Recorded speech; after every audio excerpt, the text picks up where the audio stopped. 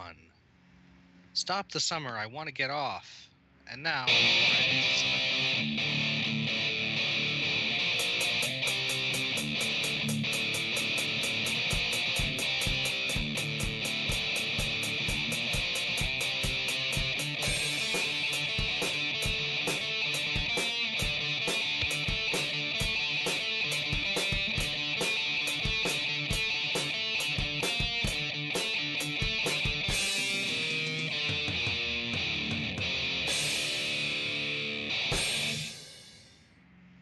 If we weren't pressed for time, I'd do that over. Sorry. Anyway, welcome to another installment of Fragments of Silicon. We're a bit under the clock because we had some technical issues that took a bit longer to resolve than anticipated. So, especially since Golix and Ogre are going to have to cover the finer points of today's game because they're the ones who have actually been playing it. Anyway, so without further ado, let's get to Yngvill Hopen of Henchman and Goon. Hi there. Hello. How are you doing today? I'm doing very well, thank you. That's good to hear. Right, so we like to start things off by asking people how they got interested in this whole business in the first place, the business of video games, both on a personal and a professional level. Okay, well, it's kind of a long story though, but I'll let me do it the short version. So I'm really from the world of traditional art. That's where I kind of started out. But I've also had this love of games ever since I was little. And in the 90s, when Myst came out, I played that and I realized that, well, these things can actually be combined. So that's kind of where the idea started, that this was maybe something I wanted to do. But I was still very much in the art world, and I loved painting and I loved exhibiting. So it really took some time before I got to the point where I really took the leap, which was about 9 years ago when I went back to study game design at one of the local schools here. When I finished my master's of concept art, I started this company with some of my friends, and voila, here we go. I gotta say, out of the people who, trend on that pathway, the artist is one of the more uncommon types. Not the most uncommon, but, compared to, say, a programmer or an engineer, far less in the way of stories. And how has it been adapting traditional art to the art of video games, as it were? Well, I think it's been an advantage actually, because having classical training, you have a very good insight into not just making imagery, but actually how animation and anatomy and how to portray chemistry and stuff like that. So it's like what makes colors work. All of these things is part of traditional art training. So I think it's been an advantage for me to have that before going into game art, actually, because that requires you to learn about those things on in not just in 2D media, but also how to make that work in 3D or creating a whole world, Right. I was about to ask if you specialized in like 2D art or 3D art. 2D art is my specialization, but I've been kind of touching in on different parts of game development, so both design and 3D development, and also working in different engines as well. That's a pretty standard story for people who work in the indie circuit. Yeah. Many hats. Indeed. Yeah. How many people work at Henchman and Goon? We're 6 people. We've been between 4 and 7 during the development of Pode. And some people have moved on to other things now, and some people are staying. Sounds like a pretty really small team. Yeah. it still sounds like a pretty typical development process. It's like, people, like the size of the team gets bigger, contractors show up, when the game is in development, and when it's over, people leave. Yeah, definitely. All right. So how long has Henchman and Goon been around? Well, it's been pretty much 6 years exactly at this point. We started in August 2012. So we've been at it for a while. Indeed. And did anyone there at the company have like previous industry experience? Not games industry, no, but some of us had other creative industry experience. But yeah, no, it's the games industry is quite different from everything else. So it's been a transition for everyone. I don't doubt it. I don't. No. And what sort of work did you do before like Pode? Well, you mean like Henchman and Goon after we started the company, or before that? I mean, as Henchman and Goon, like what other games have you developed? We've got one game that we made. We released it just before we started developing Pode. It's called Phlegm, and it's just a small 2D kind of speedrun platform thing. And then we've done we've been working on a lot of commission stuff as well. So we've been doing animation work and development and storyboarding, animation, you name it. Yeah, that once again that sounds pretty typical. While you're doing your main game, you're doing contract work on the side. Yeah. Like, anything that people would know, or is that something you can't really talk about? No, it's mostly been smaller local projects or within Norway at least. So I don't think it's anything super familiar to anyone. Okay. Makes sense. Anyway, so with all that out of the way, we'll show the trailer for Pode here. Okay. Give me half a second. Yeah, sorry. This is real-time setup of trailers. It takes a bit. It's always awkward to fill in the make sure you don't have dead space before that happens. So, All right, I think I'm.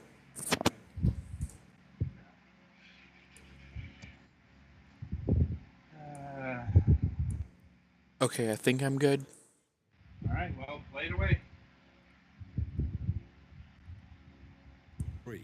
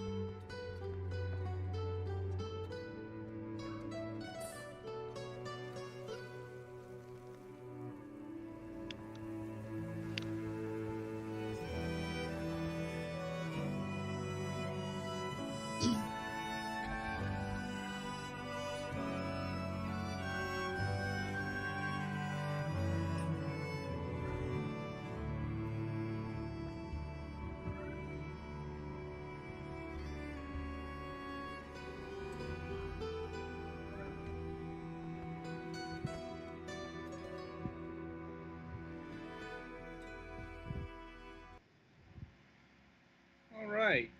So I'm actually going to step back for a bit and let Golix and Ogre talk about this game, since they've been the ones who've actually been playing it for review. Yeah, unfortunately, not everyone here actually has a Switch, so. We've got enough people who have a Switch who can play the game. So, Oh no, absolutely. So have at it.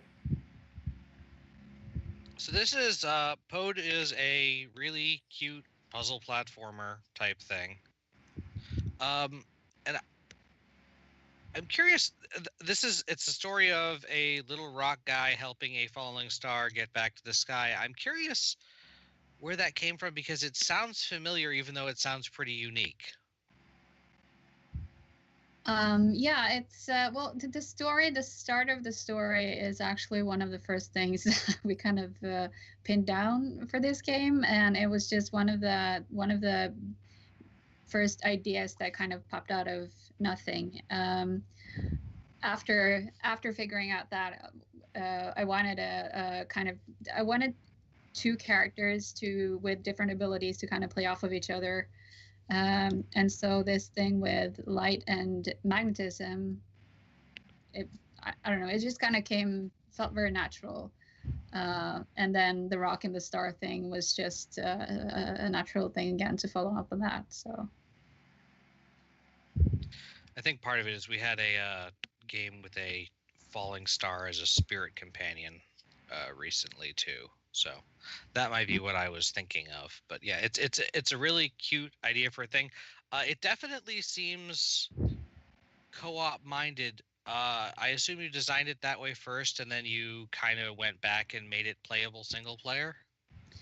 not really. We did know that we wanted to make a co-op game from the start, because one of the ideas for this game was to have something that you could play with a small kid. For me, it was I just had a son at the time, and I was looking for games to play with him, and I just couldn't find anything that was fun for the both of us.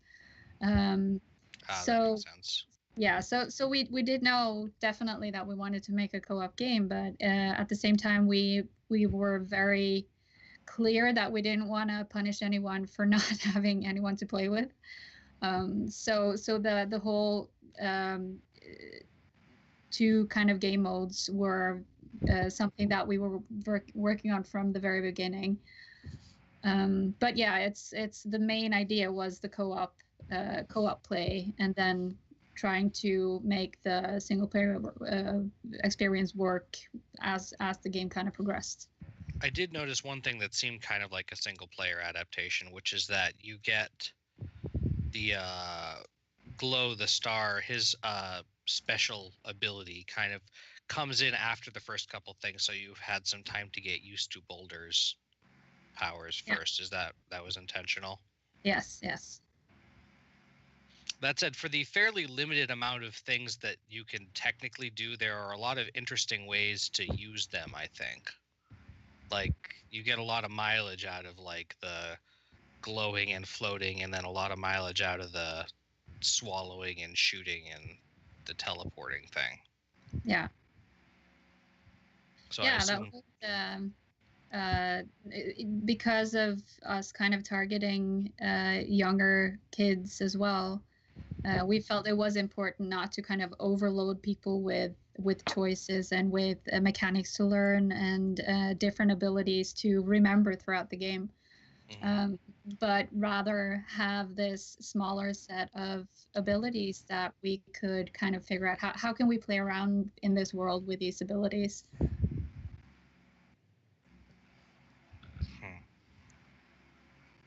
Sorry, I don't usually head the interviews, so part of my brain is on like review mode, and I don't want to jump the gun on that. I mean, someone has to pick out the finer points of the actual gameplay. Yeah, I know. So yeah, and was this game always intended to be just for the Switch, or? No, actually, we started we started development for this game before the Switch was announced. So it was always going to be a console game, but as soon as the Switch was announced and we saw what it was about and the whole Joy-Con and co-op and bringing it along with you thing, we felt that it was perfect for Pode. Yeah, it's definitely a good fit. I was just curious because it seems like that's one of the Switch. You're pretty much always guaranteed to be able to do 2-player if you have another person with you. Yeah. The Joy Cons.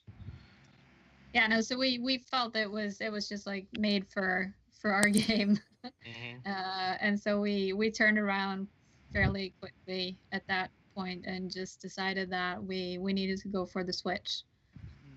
Now, will it eventually come to other consoles, or is it just going to stay Switch exclusive? No, we have some pretty exciting news that is coming out soon. I can't really go into details on that, but yeah, no, it's gonna be other places as well. Okay. On that note, how successful has Pode been on the Nintendo Switch? We hear a lot of indie success stories from that space, and we hope that this game has been among those to find success there. Well, it's not been as good as we were hoping. We've had some bad luck with timing, but the feedback that we're getting and the kind of the reviews and people's reactions to the game has been absolutely fantastic. So coming out of summer, we're kind of looking at ways to just get it back into people's minds and getting that attention that we originally wanted. Yeah, it certainly is a fun game, but yeah, unfortunately, the Switch is having, because it was such a good place for smaller games, it's starting to get a little bit crowded. But exactly. hopefully, it picks up some. Yeah. So, you're an art designer. Did you do the character or background stuff for this game, or more on the conceptual level, or? Yeah, I did the concept designs for everything, well, mostly. But we have other people doing the 3D art and the actual making the actual in-game art. So was the art style of this game both because the characters and the backgrounds have slightly different. The characters are a little bit more cartoony than a lot of the background stuff. But yeah, did you have any particular inspiration for that, or is it just sort of what seemed to fit for the game? No, we definitely had a very specific inspiration especially for the world.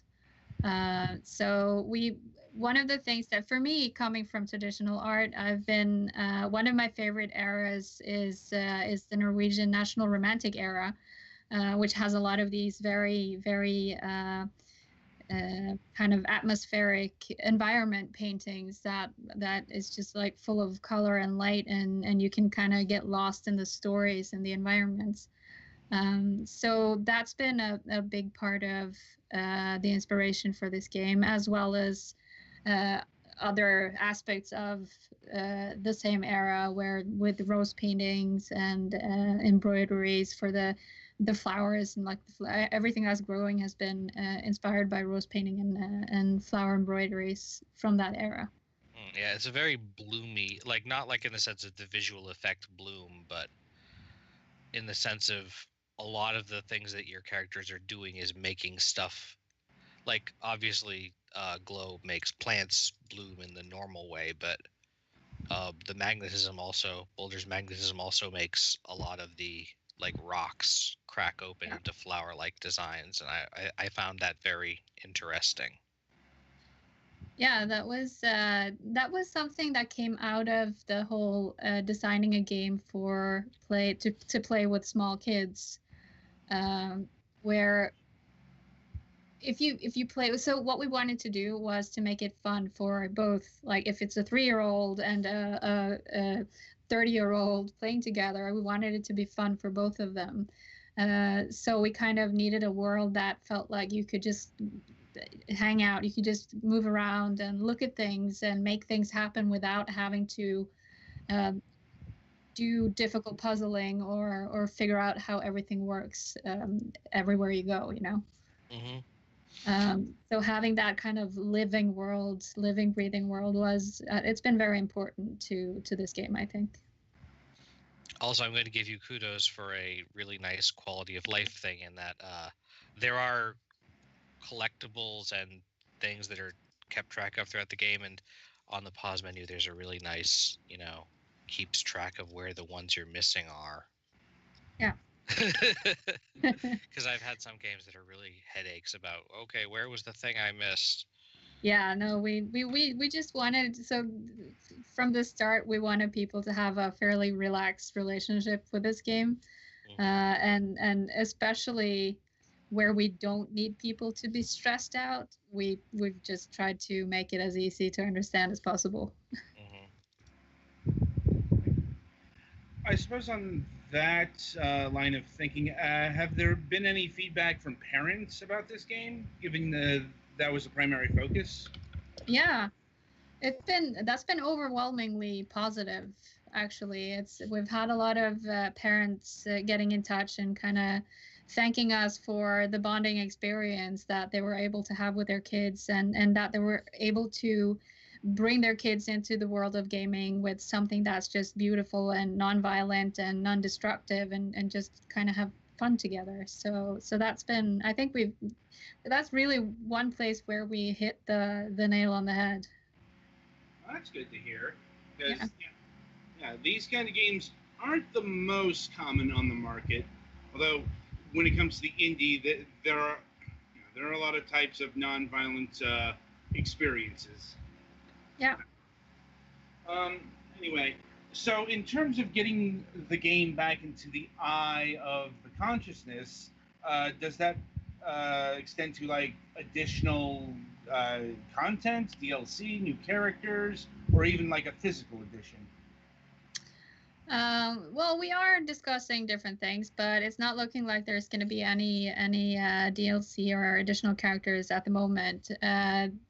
This looks like the kind of game that's pretty constructed with the concept, so. Yeah, definitely. But yeah, no, we're looking at different ways to kind of expand on the universe, and also with with the news that's coming soon. We're hoping to kind of get back into the eye of the press and back into kind of just where everyone can discover the game. Well, we wish you luck on that endeavor. Since, I mean, I'll be honest, I thought this game would have done, better than you preclude it to be, given the amount of attention Nintendo is focused on it. Yeah.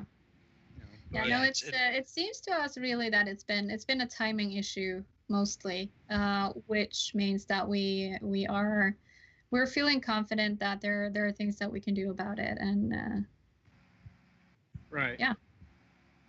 Now, in terms of art direction and technology, this game is developed in Unity.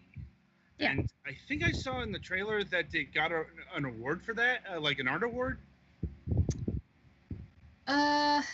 It's well, we got into it was a challenge for GDC, so we were given a booth space with Unity, which was like a competition, a cooperation between GDC and Unity, which we won.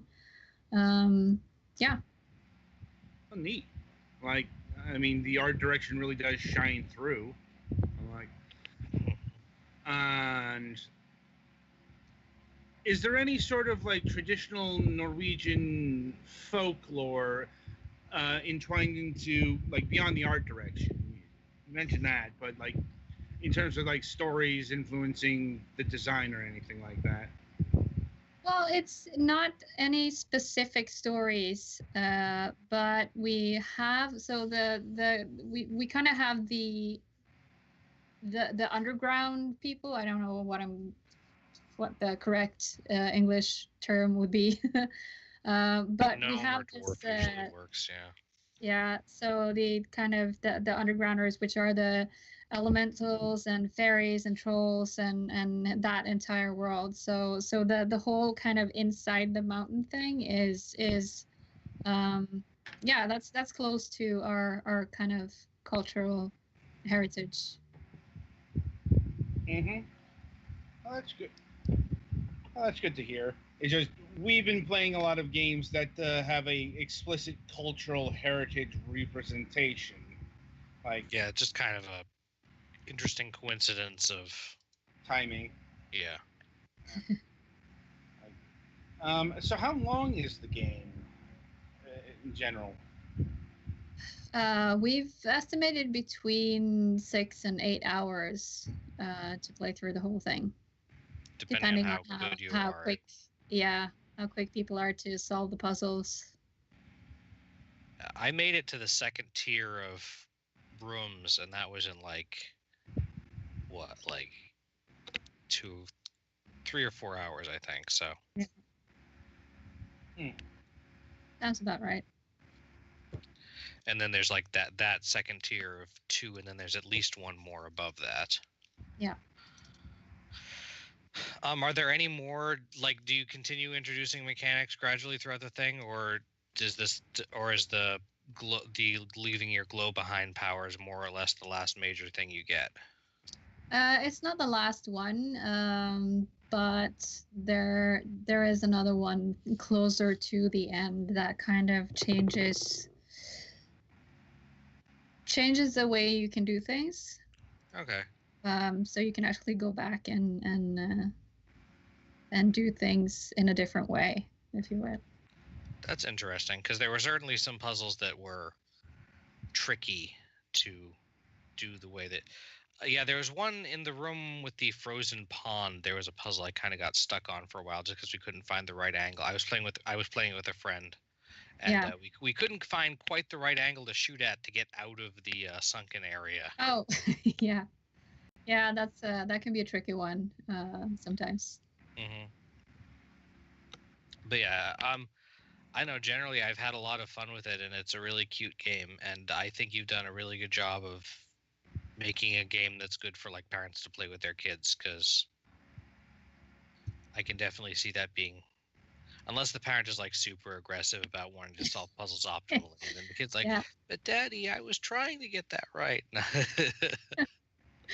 Well, there's always someone, Mm-hmm. But yeah, no, the response has really been amazing and not just from parents with small children. It's been from everyone. It's been couples and also people who just like to play by themselves. So everybody seemed to kind of find something that they enjoy with the game. And also the what we hear is that people find it's nice to not have to kill stuff or be in a stressful situation and just kind of kick back and do things in your own pace, Yeah, all the collectibles are from either shining on walls or making things bloom instead of beating stuff up or anything. Yeah, exactly. This game is pretty much, it's a wordless style, except for there's some iconography of like what button to press for some things. Yeah.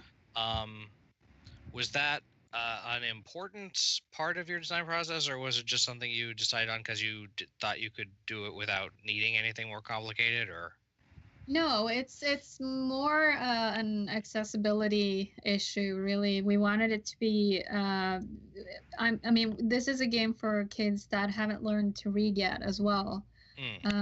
So it's been about making it playable for everyone, regardless of skill level, if you understand what I mean. So not having to be a super experienced player or being able to read complicated instructions or anything like that. So that's also why we've tried to keep the prompting and anything like that to a minimum, and try to show things through the way that the world is laid out.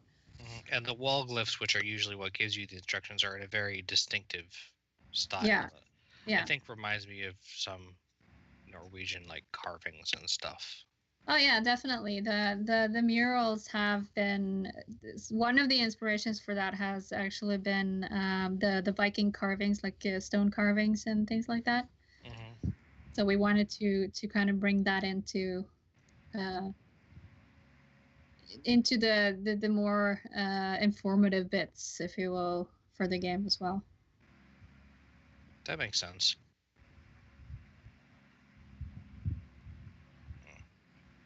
Anything else? I can't think of much off the top of my head. I'm sorry. I'm a little bit That's fine. That's fine. Spaced out this early in the morning. Yes, this. Yeah, like it's 11:30. Okay, I woke up like an hour and a half ago, and I haven't been sleeping well. Fair enough. I just like early. I'm nocturnal. Still, it's like early in the morning. It's almost lunchtime. I know. Anyway, right. So, any other questions from the group here? Not from me. I think everything's been covered on my ideas or whatever. Oh yeah, the blue stuff that you melt that grows in the dome things, that's supposed to be snow, right? Yeah, or ice. Okay. Yeah. I was curious because at first I wasn't entirely sure because it looked like it might be like some kind of fungus or something because it was bluer than I usually associate. But yeah, that's partially because I wasn't sure that the area was cold until I saw that there was some actual frozen water too. Yeah, right. No, that was it's been there have been some difficulties with initially starting to develop for other consoles and then going on to Switch, because we have like there's a lot of heavy graphics even though it doesn't look like it, so all the growing and changing of different elements in the environments has been pretty heavy. Oh yeah, that makes sense. Yeah, so there are some compromises, but because there are definitely some very intricate growing designs that take a while after you start them. Yes. So that's been the most I think the most difficult part about the process is just to make that work with the hardware that we're on. So. I should probably try and play this a little solo in addition to playing some more with my friends when I get together later this week. But yeah, it seems like this is it's obviously intended. It's very cooperative. You need both players to solve most of the things. Mm. So well, it's I don't know if you've when you guys have been playing with you've been playing co-op for the most part. Yeah. So you can also actually switch characters while playing co-op. Yeah, I know. We used that a couple times. Yeah. So you can actually play. You need both characters, definitely. That's what I meant. Yeah. Yeah. Players, both characters. Yeah, and then the other one can, if you have someone who is less experienced at playing games, they can kind of just run around with the available characters and make stuff happen. Right.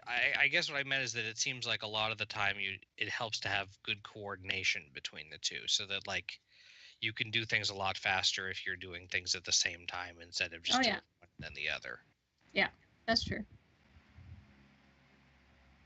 All right.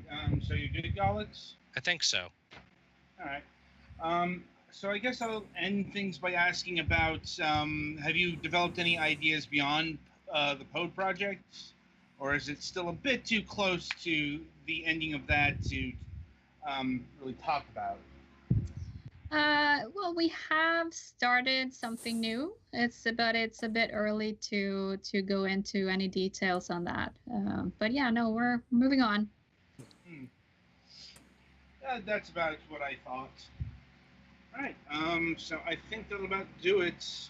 Yngvill, it was lovely having you on the program. It was nice hearing about Pod, and hopefully that news you've been teasing isn't too far off the mark in terms of time.